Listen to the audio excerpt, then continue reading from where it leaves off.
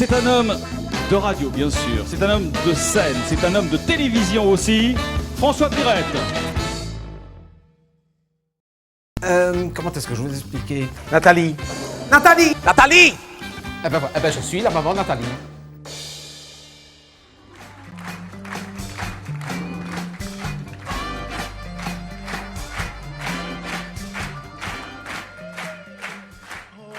Le temps passe à une vitesse, c'est terrible. C'est vrai, on est déjà à Pâques. On est déjà à Pâques, on n'a pas vu le temps passer. Et je ne m'en étais pas rendu compte parce que je n'ai pas de calendrier dans ma cuisine. C'est en allant à Colruyt que je me suis rendu compte qu'on était à Pâques. Des montagnes de chocolat. C'est vrai, ça n'a plus rien de religieux. Maintenant, Pâques, c'est une orgie de chocolat. Oh! Moi, ça me dérange. Je ne suis pas particulièrement pratiquante, mais je reste croyante. Ça me choque. Ça se voit. Pourtant, je fais un effort. Non, vraiment, ça ne va pas. Une promotion sur le chocolat. Qu'ils fassent des promotions sur des choses de Pâques, de la religion, je ne sais pas, moi, sur le poisson, le vendredi. Ça, oui, d'accord, oui. Ou, je ne sais pas, moi, sur les marteaux, ou les planches, les clous, enfin, quelque chose qui a rapport avec... Mais quoi?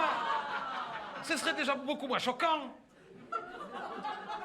Tu rentrerais au bricot, il serait écrit alors, à l'occasion de Pâques, grande promotion sur les marteaux, les planches et les clous, à des prix crucifiés. Ah, d'accord.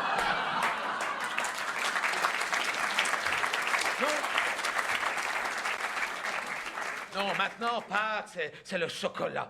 Et il faut dire que moi, il ne faut pas m'encourager, j'adore. Toi aussi, je le vois. Oui, je le vois. Mais on est toutes les mêmes, hein. Ben oui, on a à peu près le même âge. Hein.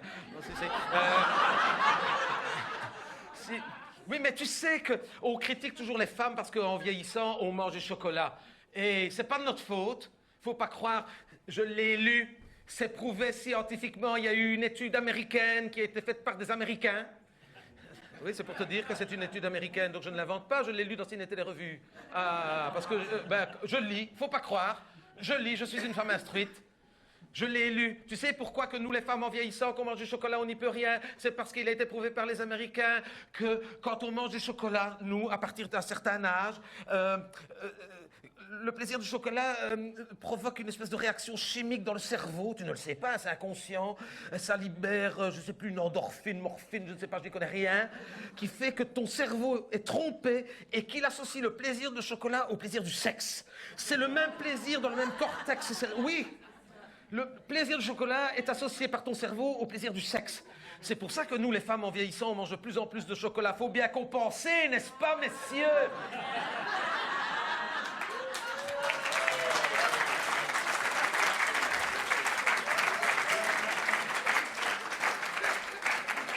Et pour le chocolat, comme pour le sexe, tu prends beaucoup plus de plaisir avec le noir qu'avec le blanc. Hein, ça. Il n'y a pas de problème. Et je confirme, Gérard est beaucoup plus galac que Dessert 58. Hein. Même morphologiquement, il a beaucoup plus du dauphin que de l'éléphant d'Afrique. Hein. C'est comme ça, on n'y peut rien, manger du chocolat. Moi, dès que Pâques arrive, il faudrait me lier au radiateur. Hein. Mais je n'achète plus jamais un œuf de Pâques, hein, c'est fini. Non, non. Tu sais ce que je fais, moi, le dimanche de Pâques, je vais au parc de la Bovry à la chasse aux œufs pour les enfants, là. Entre tout, et c'est pas écrit que c'est pour les enfants, hein. Mais je ne peux plus y aller parce que la dernière fois, je me suis retrouvé dans la Meuse parce que j'en avais frappé. Oui, pas dans la Meuse, pas dans le fleuve, hein, dans le journal, hein. Oui. C'est beaucoup plus dangereux de se retrouver dans la Meuse au journal que dans la Meuse. Enfin bref, non, oui, c'est vrai. Écoute, mais c'est pas de ma faute, c'est parce que, écoute, les enfants vont toujours trop vite dans ces cas-là. J'en avais trouvé un au moment où j'allais le prendre, et un gamin qui est arrivé qui me l'a pris sous mon nez. Pouf, un réflexe. Oui, un réflexe pour dire que j'étais en manque, il y avait longtemps que j'avais. Mais enfin bon, parce que dans le cerveau, ça... Ses parents ont écrit à la Meuse et eu ma photo dans le journal.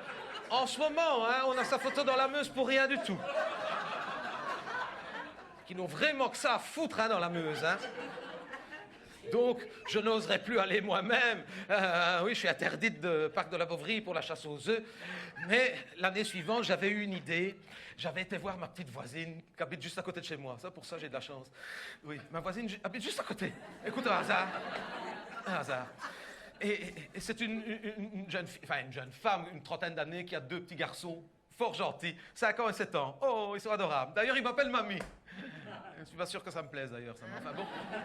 Et alors je vais la trouver, je dis, oh, ben, écoute, samedi prochain, c'est ton anniversaire de mariage.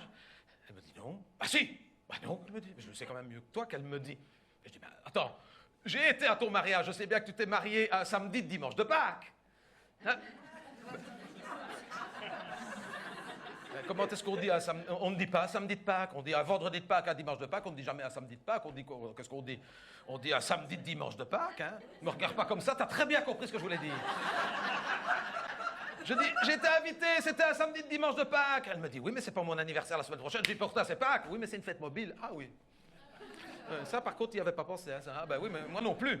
Je dis, mais c'est pas grave, je vais quand même garder tes enfants. Pourquoi? Mais c'est l'occasion que je dis, pars un week-end avec ton mari à longtemps. Oui, oui. Ah ben je vais te les garder. T'es sûr, ça ne te dérange pas? Ben non, ils sont fort gentils.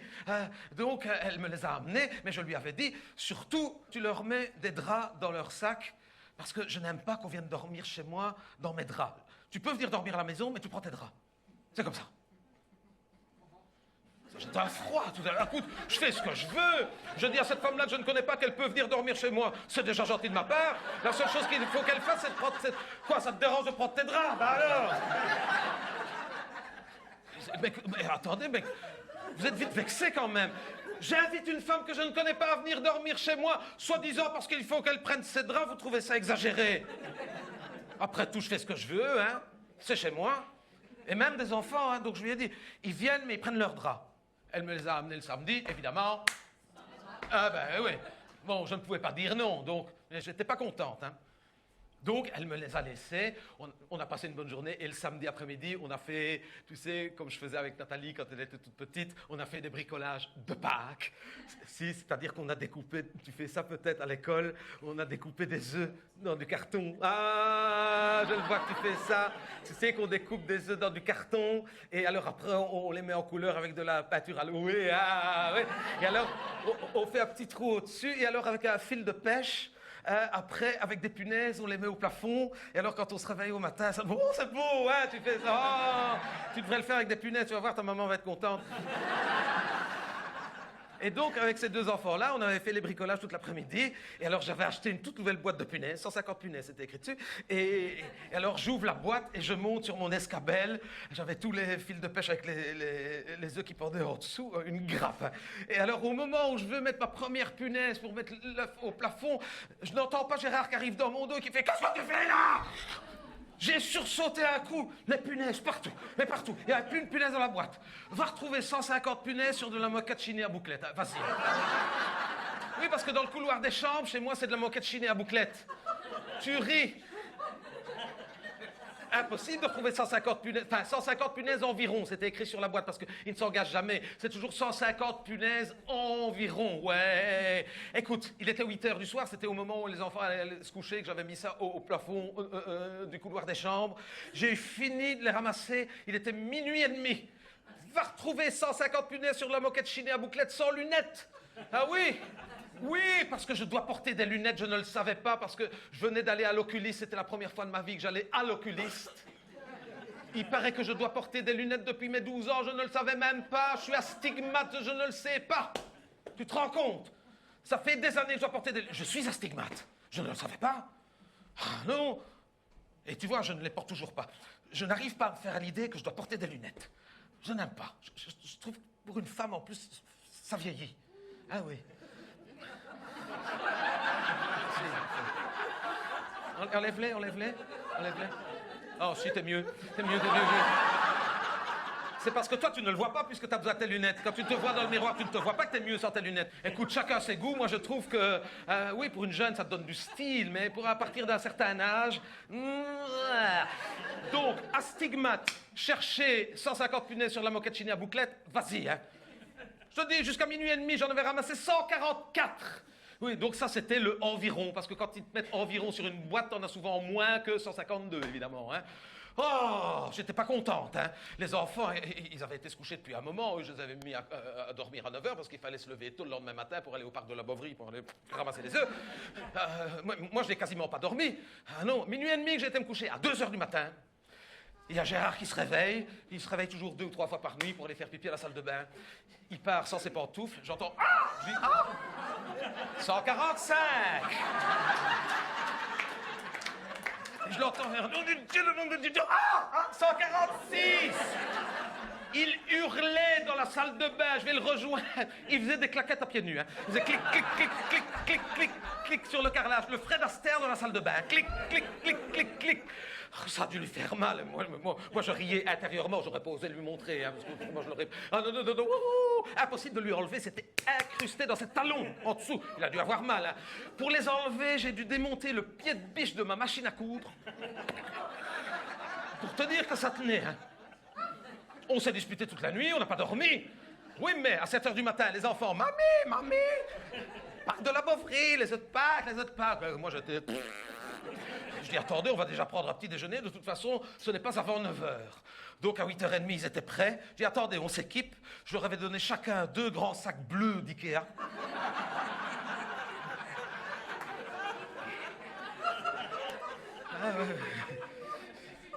Et je dis, attendez, avant de sortir, je passe à l'ordinateur. Gérard a un vieil ordinateur avec une imprimante qu'il faut mettre chauffer, d'ailleurs. Et je vais sur Internet et j'imprime 2 pages. J'en donne chacun une aux enfants. Et nous voilà partis, eux avec leurs pages, leurs feuilles que je vais imprimer. On ouvre les portes à 9 h pour...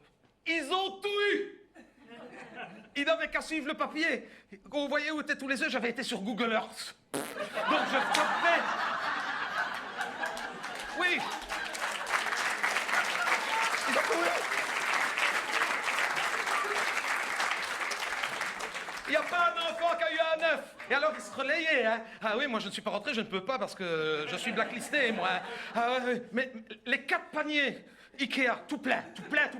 19 kilos. C'est vrai. Alors, il y a des enfants à la fin qui venaient me trouver en disant, madame, on ne peut pas avoir un œuf. Non. T'avais qu'à aller sur Google Earth. C'est vrai après tout, hein. 19 kilos, on est rentré. Oh, les enfants étaient contents. Alors, mamie, tu es contente de nous? Ah oui, on a bien travaillé, oui. Ah, on peut avoir un œuf maintenant? Non. Mais pourquoi? Parce que... Ah, mais enfin, qu'est-ce qui s'est passé? Parce que... Non, c'est pas que je ne voulais pas. D'ailleurs, ça me faisait mal au cœur, mais je ne pouvais pas. Je l'avais promis à leur maman, ils ne peuvent pas avoir de Pâques en chocolat. C'est pas qu'ils soient allergiques, mais ils sont témoins de Jéhovah. Si, je le savais. C'est pour ça que j'avais choisi ces 2-là, oui. J'étais sûr qu'ils n'en mangeraient. Si, ils sont témoins de Jéhovah. Les témoins de Jéhovah ne peuvent pas manger de chocolat, ça leur est interdit, c'est dans leur religion. Ça se respecte, ne ris pas. La femme témoin de Jéhovah, la témointe, je ne sais pas comment on dit, la témointe, je ne sais pas, de Jéhovah, ne mange pas de chocolat. C'est pour ça qu'en vieillissant, la femme témoin de Jéhovah, de plus en plus...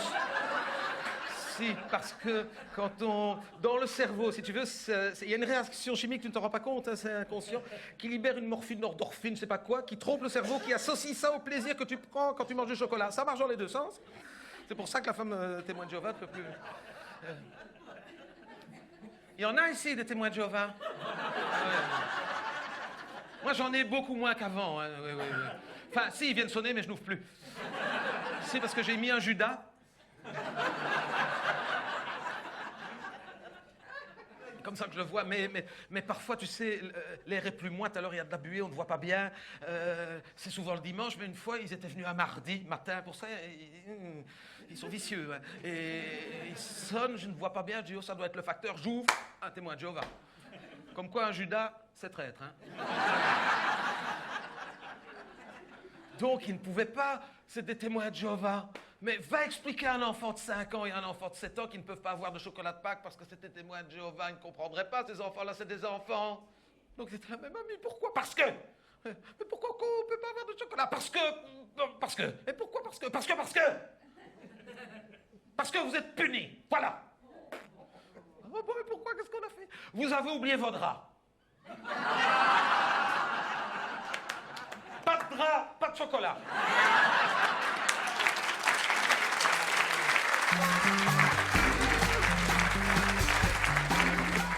Et à un moment, j'ai eu une grande douleur dans mon côté droit. Ah!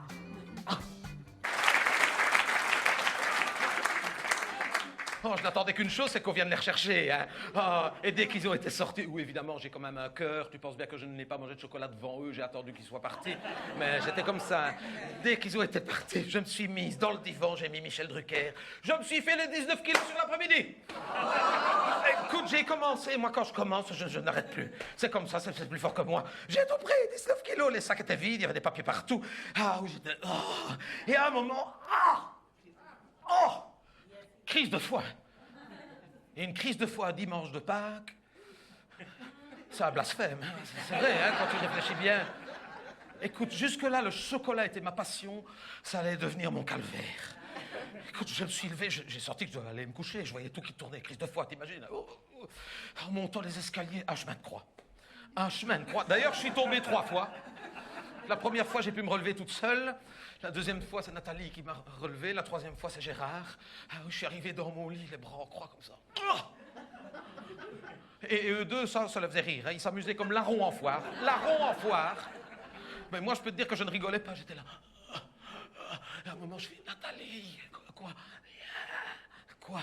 Viens plus près. Quoi? J'ai soif. Donc elle a été me chercher un Alka-Seltzer à la cuisine. Oui, oui. Et elle me l'a amené comme ça. J'ai fait, faites que ce calice. L'Alka-Seltzer, c'est pas bon. Hein. J'ai dû le boire quand même. Et l'Alka-Seltzer, je ne sais pas si tu connais, il n'y a pas 36 solutions, il n'y en a que 2. Soit ça passe, soit ça repasse, oui. Moi, par exemple, c'est pas passé. Hein. Ah non, j'ai juste eu le temps de me relever pour aller à la salle de bain. Évidemment, ça n'a pas manqué, je n'avais pas mes pantoufles. Clac, clac, 147, 148.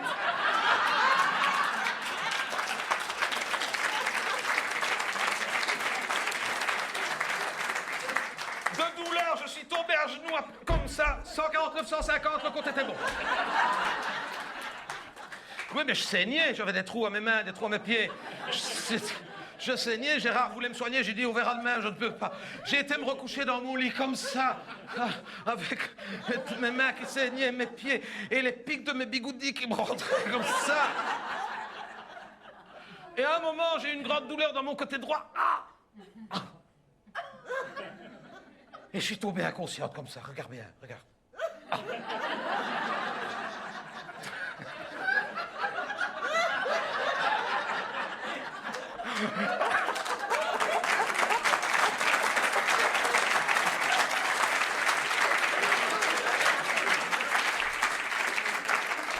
Elle ne fera jamais sa communion, cet enfant-là. Elle est terrorisée. Non, mais je suis restée inconsciente comme ça 2 jours, 3 nuits. 2 jours, 3 nuits. Et au matin du 3e jour...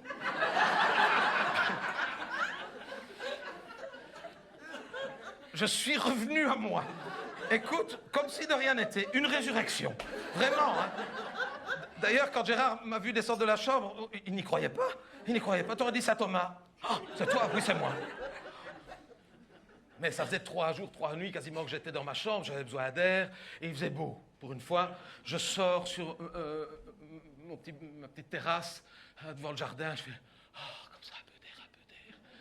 Et je vois ma voisine qui était en train de mettre sécher.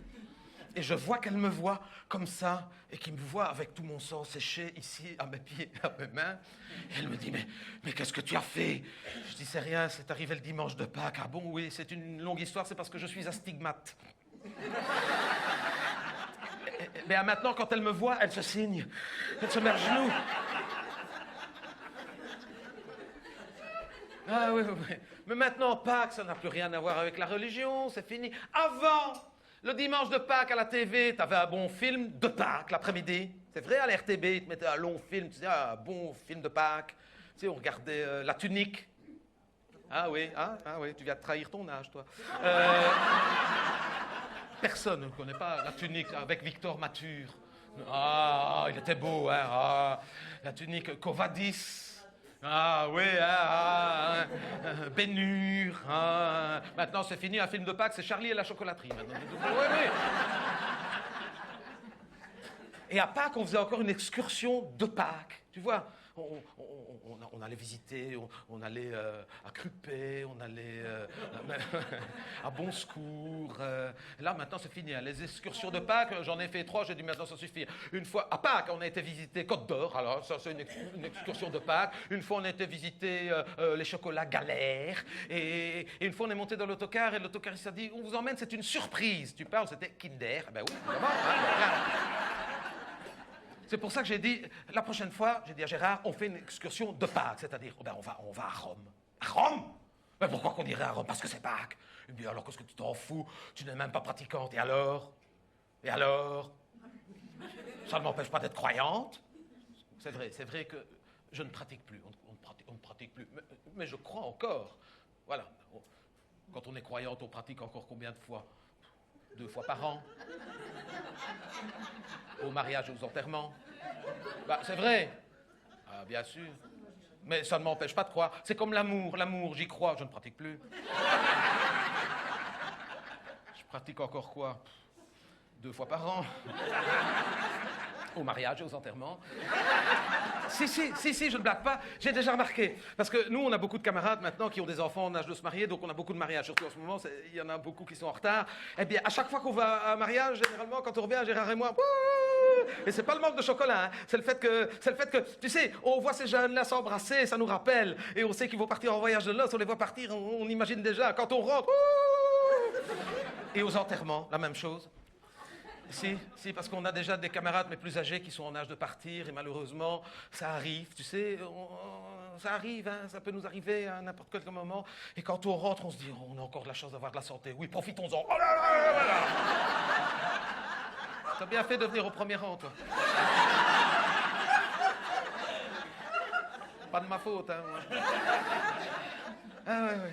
Donc Gérard qui me dit, tu n'es pas croyante, pas pratiquante. Si, je suis croyante, mais pas pratiquante. Ça ne m'empêchera pas de faire une excursion de Pâques. Il a dû venir avec moi, après tout. Hein? Donc on a été à Rome, au Vatican. Oh, c'est beau. Oh, on m'attendait pas à ça. Il y en a qui ont déjà été au Vatican. Qu'est-ce qui a été au Vatican? Qui? T'as été au Vatican? Toi aussi? Ah, toi aussi. Ah, c'est bien, hein? Ah, c'est beau. Oui, mais t'as été au Vatican. Dans le Vatican? Ou au Vatican? Pas la même chose, hein? Dedans? Oh, ah, pas pareil. Ah non, parce qu'il y en a qui disent, oh, j'ai été dans le Vatican. Non, t'as été au Vatican, pas la même chose, hein. Ah oui, non, il y a une nuance, hein. Ah, oui. Non, parce que dans le Vatican, c'est dedans, c'est dans les jardins à l'intérieur. Ah, non, t'as fait Chapelle Sixtine, Basilique Saint-Pierre et tout ça. Ah, ça, c'est au Vatican. Ah, moi, j'ai été dans le Vatican.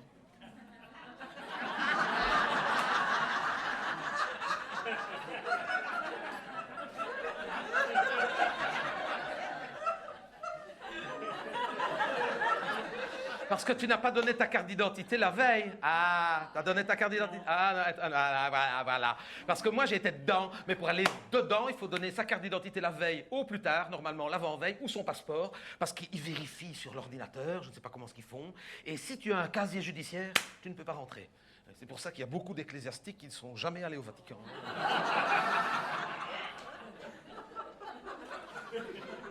Et à l'intérieur, dedans, dans les jardins du Vatican, ça en vaut la peine. C'est beau, c'est magnifique, c'est propre. Tu te croirais au Luxembourg.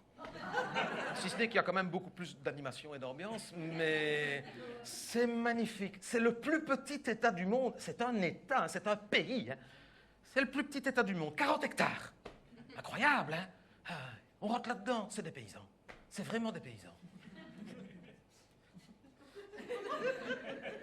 Quoi? En un mot, hein? En un mot. Ah bah oui! Qu'est-ce que j'ai dit? C'est des paysans. Ah non! C'est des paysans, c'est pas des paysans! Non, c'est pas des paysans. C'est pas l'amour est dans le prêtre. Je te dis que c'est le petit État du monde, 40 hectares. Toi, tu t'imagines quoi? Qu'ils vont faire du maïs? Enfin... Non, je le sais que c'est le plus petit État du monde parce que je l'ai lu dans le guide du routard. Parce que moi, quand je vais visiter un pays, après tout, c'est un pays comme un autre, à chaque fois, j'achète le guide du routard avant pour me documenter, j'aime bien lire. Et là, j'avais pris le guide du routard du Vatican. C'est le moins cher de la collection. Comme ça. 16 pages. Oui, ah oui. Le guide du routard du Luxembourg, à côté, c'est l'encyclopédie universaliste. Non, oui, c'est pas grand, mais tu apprends. Et alors, dans le guide du routard, ils ont toujours une petite formule humoristique à la fin, tu sais, pour t'encourager à y aller, genre bon voyage. Mais là, il était écrit et bon amusement au Disneyland des catholiques. Et c'est vrai, quelque part. Le Vatican, c'est le Disneyland des catholiques. Je dis, oh, ben c'est vrai. Je dis, oh, le Disneyland des catholiques, ça me donne une idée. Je vais aller rechercher mon carnet d'autographes, je vais le faire compléter. Si, parce que j'avais été à Disneyland à Paris. Et tu sais, quand tu vas à Disneyland à Paris, à l'entrée, tu te laisses toujours tenter. On avait acheté un carnet d'autographes, 80 pages que ça fait, ce machin-là. J'ai eu 2 autographes, Minnie, Mickey. Et encore, j'ai dû faire 2 heures la queue pour avoir Mickey. 1h30 Minnie. Encore, c'est parce que j'ai frappé un enfant. Heureusement, la Meuse n'était pas là. Ah oui. Après... T'as 78 pages où t'as rien dedans. Tu vas pas revenir à chaque fois, hein. Donc je me suis dit, je vais faire compléter, parce que s'ils disent que c'est le Disneyland des catholiques, il doit y avoir des personnages. C'est Marie, Joseph, Jésus, l'âne, le bœuf, je vais faire signer. Hein. Et comme à Disneyland, il y a sûrement les méchants. Tu sais, à Disneyland, il y a le capitaine Crochet, Jafar, les sorcières, et là, il y a sûrement Hérode, Pilate, Judas, je vais faire signer. Et il y a Gérard qui me dit, qu'est-ce que tu fais? Ben, je vais prendre mon carnet d'autographe, je vais faire signer aux personnages. Il me dit, mais il n'y a sûrement pas de personnage, mais sûrement... Il me dit, mais alors c'est sûrement pas les vrais. Je dis, à Disneyland, c'est les vrais sans doute. Enfin, réfléchis. Ben non, hein. Excuse-moi de te décevoir, mais ils mettent des gens dedans, hein. Je le sais bien, j'ai été. Oui, et il paraît qu'à Disneyland, ce qu'ils mettent dedans dans les personnages, comme on ne les voit pas, c'est des sans-papiers, hein, pour les payer le moins possible. C'est des clandestins, des réfugiés. Si, je le sais bien, parce qu'une fois, j'étais derrière Tigrou, j'ai crié « Youssouf !» Il s'est retourné. Donc, nous voilà partis dans l'autocar, parce que tu ne rentres pas comme ça dans le Vatican. Tu dois d'abord monter dans un autocar spécial qui roule 50 mètres, et puis tu redescends et tu es dans le Vatican. Et en descendant de l'autocar, j'avais bien fait de prendre mon carnet d'autographe. Qu'est-ce que je vois passer? Marie! J'étais contente, je dis à Gérard, tu vois un des personnages? Marie! Je cours après. Oh, et tu la reconnaissais tout de suite, avec son voile bleu, sa robe blanche, une petite ceinture, une petite... Oh! Marie! Je lui donne mon carnet d'autographe, mon bic, elle n'a pas eu le choix, elle l'a pris comme ça. Je dis, oh, je vous adore, je suis fan depuis que je suis toute petite, je connais votre prière par cœur. Mère de Dieu, priez pour nous pauvres pécheurs maintenant. Oh, je vous adore. Et l'autre, elle commence à m'écrire, oh, écrivez-moi un autographe, s'il vous plaît. Oh, je vous ai sur ma table de nuit depuis que je suis toute petite. Vous vous allumez quand on éteint, ça fait clic-clac, clic-clac, clic-clac. Je vous adore. Là-dessus, elle me rend mon carnet et je lis. Elle m'avait écrit une tartine. Faut dire que j'avais parlé longtemps. Et ça commençait par « Madame, je vous en prie, calmez-vous. Je ne sais pas où vous vous croyez. Je ne m'appelle pas Marie. Je suis sœur Marie-Madeleine. Je vous écris car je suis carmélite. J'ai fait vœu de silence. Je n'ai donc pas le choix.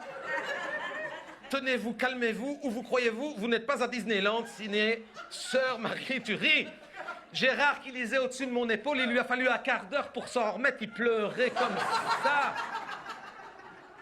Il m'a dit, donc il y a des femmes qui font vœu de silence. Il me dit, dommage qu'on ne puisse pas les épouser, celles-là.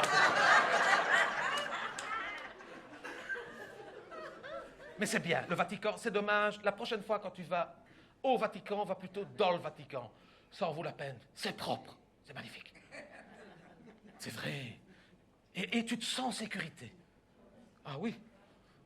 Ils le disent dans le guide du routard, c'est le pays le plus sûr du monde. Taux de criminalité, 0. Tu peux faire exprès de jeter ton portefeuille par terre, 5 minutes après, il y a quelqu'un qui vient te le rapporter. Par contre, ils le disent, hein, tenez les enfants par la main.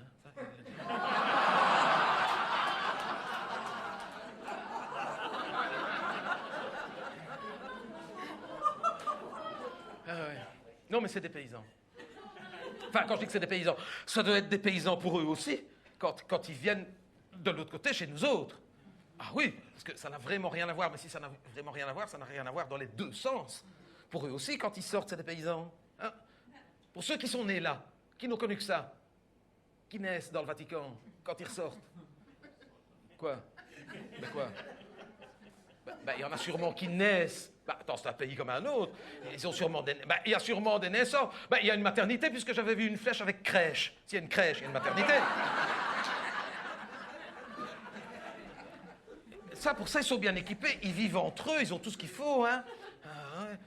Ils ont un cimetière, ils s'enterrent entre eux. Enfin, ils s'enterrent entre eux.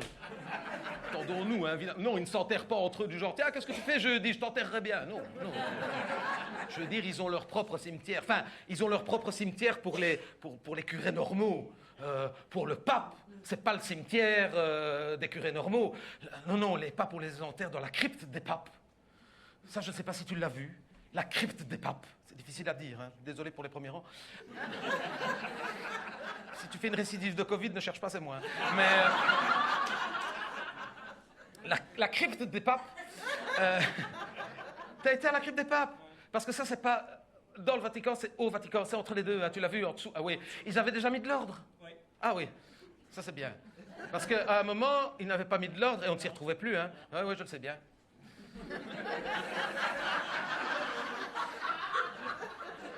Si, parce qu'à un moment, on disait aux gens, vous pouvez aller voir la crypte des papes. Oui, mais les papes, ils les enterraient comme ça, tu me diras, évidemment, les uns après les autres, mais sans les classer. Donc les gens débarquaient là-dedans, parce que tu te dis, la crypte des papes, c'est un caveau, un grand caveau, ou un grand caveau, c'est les grottes dehors. Tu ne sais pas, il y en a pour des kilomètres, hein, de la crypte. Ah oui, depuis le temps des papes, il en a eu des papes, hein. Tu penses bien. Alors maintenant, pour les touristes, ça c'est quand même bien, tu l'as vu, ils les ont classés par numéro et par ordre alphabétique. Ça, c'est très bien. Oui, abscisse ordonnée. Si, tu t'y retrouves, au moins tu t'y retrouves. Par exemple, tu cherches, je ne sais pas moi, Benoît XVI, tu fais A, B, alors B, 1, 2, 3, 4, 5, 6, 7, 8, 16. Voilà, il est là. Le trou est là, hein. Pas Benoît XVI, non, parce que lui, il est toujours là. Suis quand je raconte quelque chose. Non, le trou est fait, c'est qu'il n'en a plus pour longtemps. Ils sont très bien organisés. Hein. Et puis ils sont renseignés, ils savent. Hein. Bah oui, on leur dit. Et bah oui, ils sont renseignés, ils sont en connexion directe, donc ils savent bien, ils ont déjà la date. La date est déjà gravée, ils n'attendent plus que. Oui. Benoît XVI, A, B, blablabla, 16. Jean-Paul, tu fais Jean-Paul II, Jean-Paul II. Alors A, B, C, D, J, A, 2. Ça s'arrête là. Il y a de la place. Hein. Oh, oui, pour la ligne des J, il y a de la place. Ça n'a pas bien marché. 2. Par contre, pi. Des pi. Il y en a. Excuse-moi, t'es au premier rang, mais je le sais bien. Je suis désolé. Oh, ça a été spontané, hein, oui. La pauvre, après la crypte des papes, c'est pi. J'aurais dû prendre Jean, mais j'ai pris pi. Mais pi, on a une tripotée des pi. Oh, oui, tu fais pi. 1, 2, 3, 4, 5, 12. Il y en a 12. Ah ouais. Et alors, c'est très bien fait parce que pi 12 est à l'extrême droite, Jean-Paul II beaucoup plus à gauche. Des choses qui vous échappent. Bon, alors. Et alors, à la ligne des pi, et ça, si tu n'as pas le guide du routard, tu ne l'as pas vu, tu n'avais pas le guide du routard, eh bien, tu as raté quelque chose, parce qu'à la ligne des pi, oh, c'est dommage, tu vas le regretter. Tu vas le regretter que tu ne l'as pas vu. Il y a une spécificité à la ligne des pi, des papes pi, et si tu n'as pas le routard, tu ne peux pas le deviner, c'est que tu as pi 1, pi 2, pi 3, et entre pi 3 et pi 4, tu as pi 3, 14, 16... Il y a une espèce de morceau de pape. Tu sais pas ce que c'est. Oui.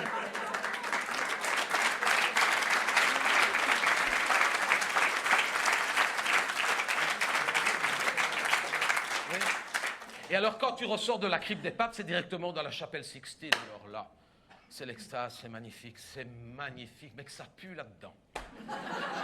Une infection. Il y a une odeur de mélange de mauvaise haleine. Ah, si, parce que tout le monde est là. Et moi, j'étais là. D'autant qu'il fait chaud, hein, 40 degrés là-dedans. T'as 500 personnes la bouche ouverte. Et moi, il y a Gérard qui me dit, tu ne regardes pas? Je dis, non, moi, je compte les plombages, moi. Notre qu'on n'est pas resté très longtemps parce que ça allait être Urbi et Torbi. Alors, attends, ça ne se rate pas. Quand t'es à Rome le dimanche de Pâques, tu vas à Urbi et Torbi. Formidable. Il dit Urbi et Torbi en 65 langues, mais un seul accent. Ça, c'est dommage. Oui, parce qu'il n'est pas d'ici, il a l'accent argentinien. Oui. Donc, il dit en 65 langues, mais avec le même accent argentinien. Il le dirait en une langue avec 65 accents, ce serait plus marrant, tu sais, comme Michel Leb. Ah non, c'est un accent, 65 langues. Je dis, moi, il n'y a rien à faire, je suis venu exprès à Rome, j'attends le moment où il va le dire en français. 4 heures, ça a duré. 4 heures! Et à la fin, je dis, quoi? Il ne le dit pas en français, il l'avait dit au début. Il l'avait dit au tout début, mais on n'était même pas rendu compte. Ben oui, avec son accent à la con, là, tu ne comprends rien. On a failli rater l'autocars pour ressortir du Vatican. Tu ne peux pas dormir sur place, il faut réserver.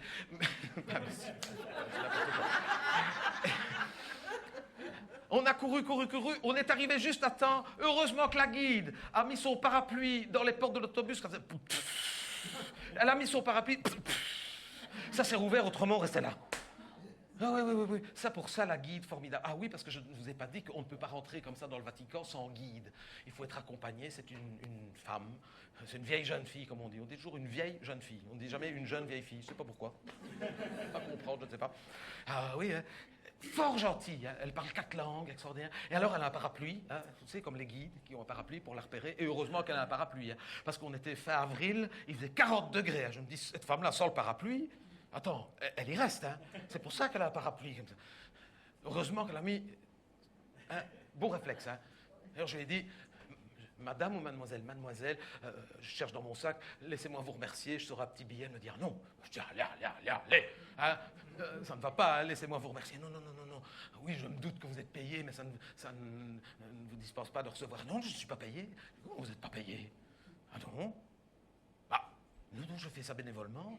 Ah bon, et combien de fois par semaine? Tous les jours? Tous les jours? Oui.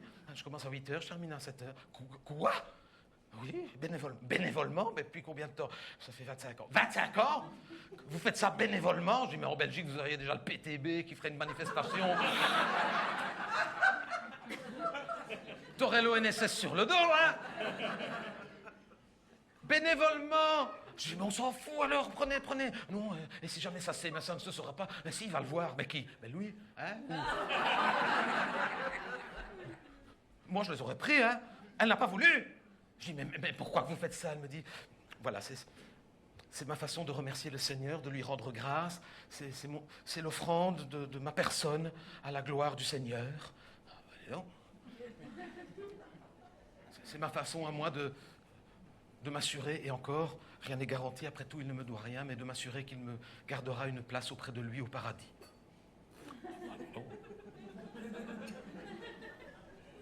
Après tout, c'est peut-être elle qui a raison, hein, quand on y pense. Un petit quad parapluie contre un quad paradis. Elle ne perd peut-être pas au change. Pardi.